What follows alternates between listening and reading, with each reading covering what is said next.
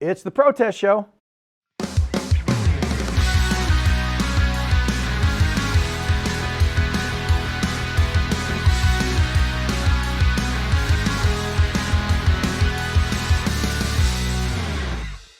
Welcome to the Idiocracy Banana Joe's Republic, episode 6 of season 2. I'm your host and deep voice tutor. I gave lessons to Elizabeth Holmes.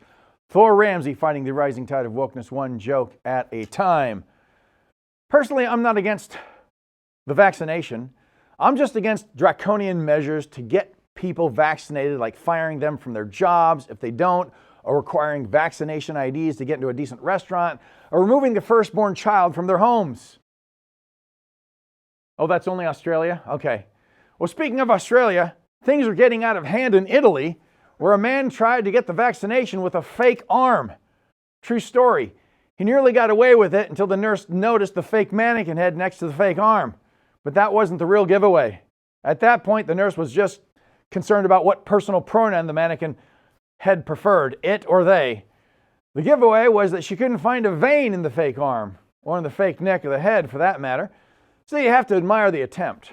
For years now in the state of New York, in a court of law, people could swear to tell the truth by holding up a fake arm. Now, I was at Starbucks the other day, and they wanted to kick me out because I didn't have a vaccination passport. But then I just told them I was homeless, and they left me alone. Well, after they handed me a needle.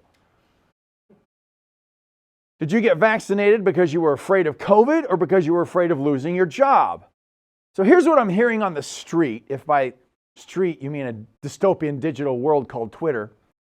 In a free society, you are free not to get vaccinated, and your employer is free to fire you for not getting vaccinated. Remember, that's called freedom, not coercion.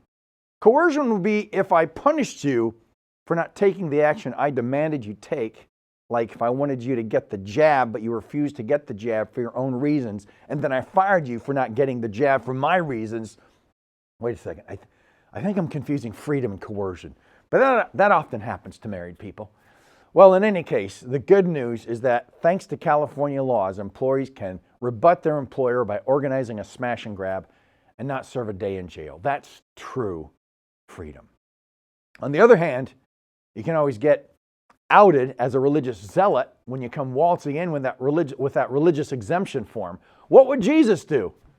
Well, he'd be healing a line of people with COVID. Have you never read the New Testament? Last month, I was in Nebraska at the Audubon Society Hotel. Well, where do you go for vacation? Anyway, I stepped into an empty elevator. The door was about to close when I noticed an elderly couple approaching, so I held the door for them. And the elderly woman stopped for a moment before entering and said, "Are you vaccinated?" I said, "No, are you?" And she said, "Yes." And then I asked, "Well, why are you afraid to get on an elevator with me?" Then she said, "Bye. I cannot reason about the subject. I can only follow the narrative." What kind of lame vaccination is this? Well, let's get this update from the CDC, as reinterpreted by Professor Todd Zywicki of George Mason University and punched up by the protest show staff of writers. Here are Rochelle Walensky's, I think that's her name, no relation to the Matrix directors, new talking points as briefed by me, her personal assistant.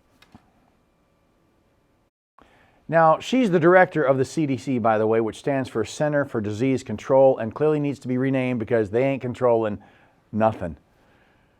For the last year, we've been telling you that getting vaccinated will prevent you from getting infected and transmitting COVID. Turns out we were wrong. Vaccination reduces your chances of getting COVID, but not your chances of giving it.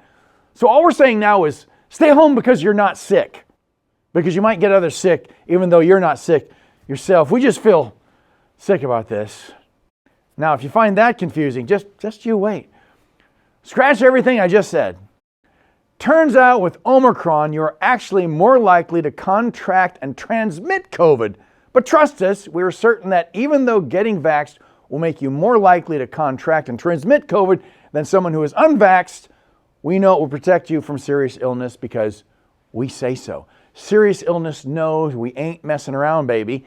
We are certain the vaccination is safe in both the short term and the long term. So get your booster and don't ride elevators with the unvaxxed because you could give them COVID and they could die. Oh wait, scratch that. Turns out you are really only at risk of serious illness and death from COVID if you're older and unhealthy with multiple serious comorbidities. A word I didn't even know the meaning of until a month ago because, healthy. Now, the risks of some serious side effects, such as myocarditis in young men, are actually higher, but thanks to record inflation, you young guys don't even have jobs anyway, so there's no risk of you losing a job if you refuse the vaccination. But even though the vaccination increases your risk of contracting Omicron, is unnecessary for those who are young and low risk, is unquestionably harmful to everyone with natural immunity, especially against Omicron, and side effects are higher than we thought. Trust us. Get vaxxed and boosted. Otherwise, you won't be able to order cheese sticks in person. And don't think we're flip-flopping here. The only reason we told you not to wear masks initially is because we wanted to make sure all the important people had masks first. Oh, by the way, did we mention that boosters are far less effective than initial vaccination and have cumulative risks of adverse effects and wane by 10 weeks? Why would we mention that? That would be a downer. I'm up for some good news these days, aren't you? So, okay, Rochelle. Now take that message and sell it to the public. Yeah, all of it. What? Maybe you need more media training to sell that message. Just take a note from a pro, Elizabeth Holmes, and speak with a low voice. That lets people know they should really take you seriously. Well, that's our show for today. I want to thank our director, Jefferson Drexler, who speaks in a falsetto during business meetings, our executive producer, Joe Fieri, our social media master, Danny Avila, and my co-writer, Ron McGee. I'd also like to thank Ron Bass for our new intro graphics. If you like this episode, then clearly you've had media training, so click like, because where else can you find this kind of quality besides all over the internet? If you want to fight the rising tide of wokeness in this country, please subscribe, because unlike the mainstream media, our news is funny on purpose. If you want to see more episodes, check out ChristianPodcastCentral.com.